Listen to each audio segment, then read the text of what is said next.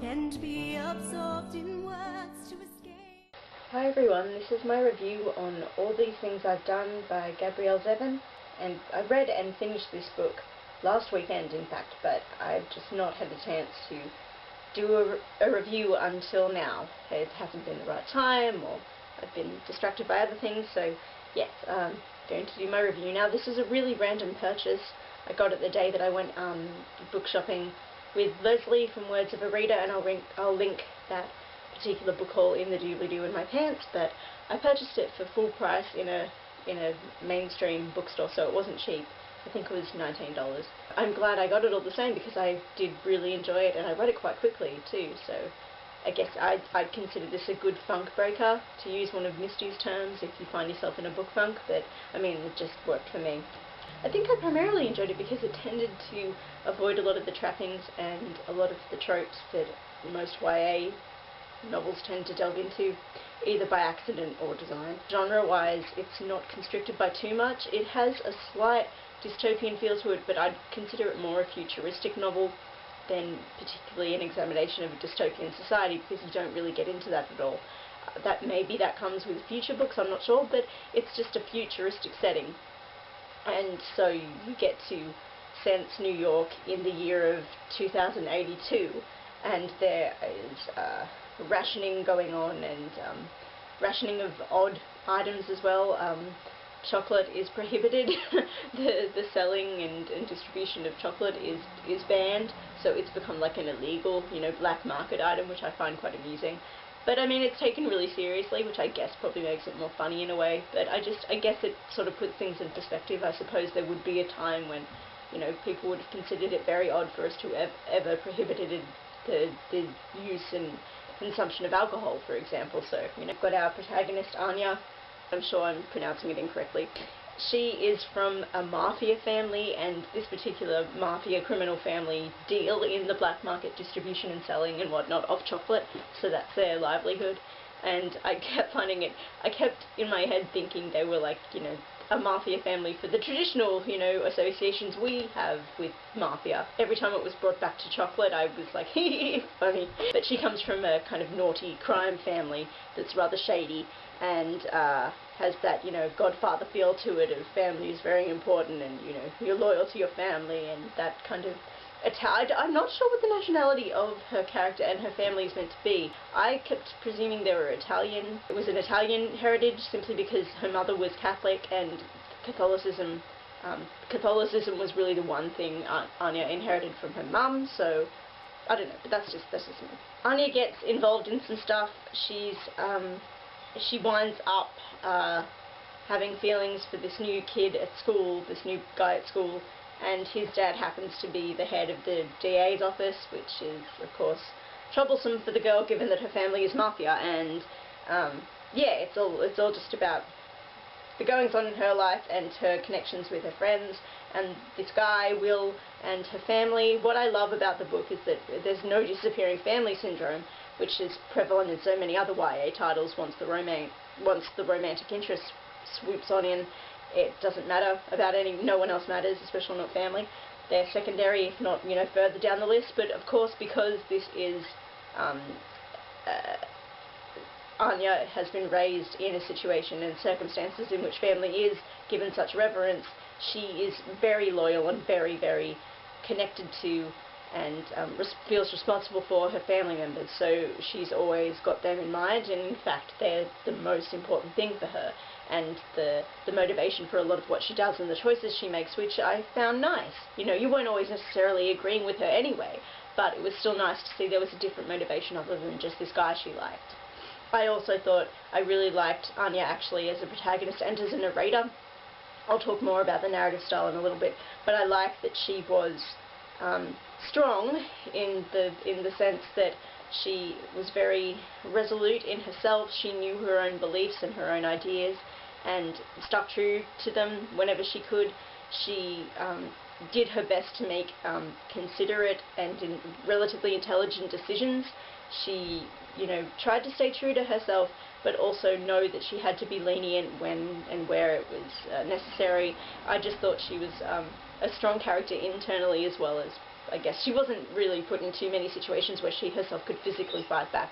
But whatever she was, she gave that a whirl too, which was good to see. She was just very, very true to herself and very self-aware, which was nice. I really liked that she was incredibly sensible and pragmatic with the romance. She never wanted to say it was love too early on because she didn't think it was. She genuinely just thought, oh yeah, well I've got a crush, but it's not that big a deal, and I'm certainly not going to give up everything else in my life that's important, just this guy, and potentially pursuing a relationship with him. I mean, that's not going to suddenly make everything else disappear, and I like that. That was very refreshing and really admirable. In terms of the relationship, Anna and Will have arguments. You know, they don't always see eye to eye. Sometimes she finds his attention and his admiration and that to be kind of annoying. Some of his quirks get on her nerves at times, and vice versa, and they have little bickering matches, and you know, it's not always smooth sailing and idealistic fluffy clouds and, you know, running through the fields and all that kind of stuff.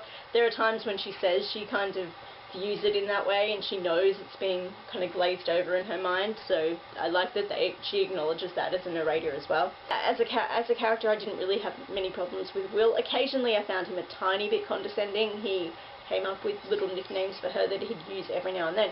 Some were okay, and others I just thought that came out of nowhere. I'm trying to remember what the one he kept using one in particular, and I just thought, where the hell did that come from, dude? But yeah, for the most part, he was actually quite sweet, and I like that it subverted the romantic dynamic in that he was the one who fell in love first and was more obvious and open about it and more emotional, the more emotional of the two, which was nice. She has a best friend, and you think to yourself, oh, she'll probably be that bubbly, flirty, really over-the-top, kind of flamboyant best friend that all these protagonists tend to have, and to a certain extent that was true, but she was also a bit of an outsider and a bit of a geek herself because she's a drama nerd and she is best friends with the mafia girl, so that kind of isolates her, and she's very loyal and just very honest and genuinely cares about Anya and her family as well, which was really nice to see. And you know, at first I was worried she was I'd get really annoyed, especially with female best friends for female protagonists in a lot of contemporary realistic fiction, but also in paranormal stuff too. They tend to just be really flighty and really just very bubbly and meant to be quirky, and everything that the protagonist is meant to, you know, not be, so there's a dichotomy there, but often all I find them to be is just irritating and one note and really shallow. But I quite liked Anya's best friend. There is one trope that the novel does have, which is asshole ex-boyfriend, where you honestly don't know what the protagonist could have seen in this guy because he's such a dick.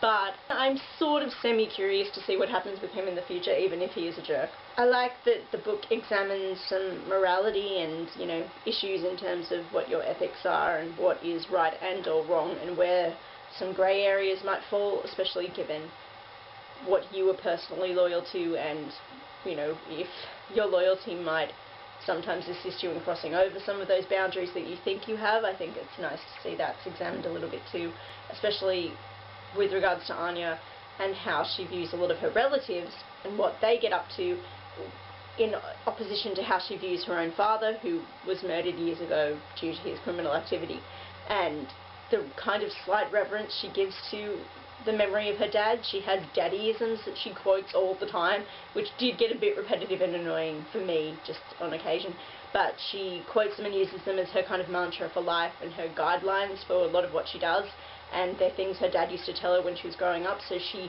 even though she acknowledges right from the get-go that he was a murderer and a criminal, she still sort of has him in a slight kind of godlike status in her own mind, but she looks down a lot of the time upon her other relatives who are doing similar things, if not nearly as bad stuff as her dad might have got up to, so that's called into question, which I like.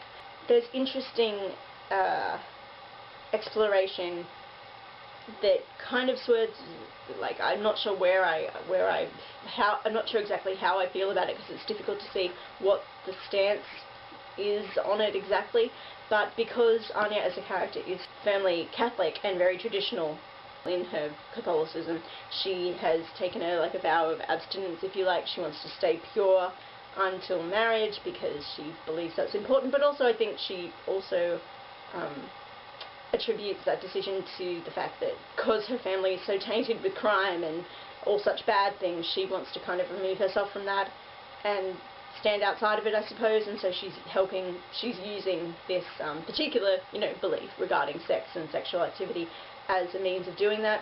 So at times there's slight slut-shaming that Anna does on other female characters, but yeah, I don't know, it's glossed over very quickly, so I'm not sure how exactly I feel about that, but that was a negative thing I kind of noted. I do like, however, that Will notably never tried to force her into anything sexual, and he always said to her, well, it's up to you, just let me know where I stand, kind of thing, which was very nice and dignified of him. Good on you, Will. I quite like the narrative style. The chapters themselves kind of set it up in a way. You've got this sort of chapter 3 is I confess, contemplate mortality and teeth, lure a boy under false pretenses, disappoint my brother.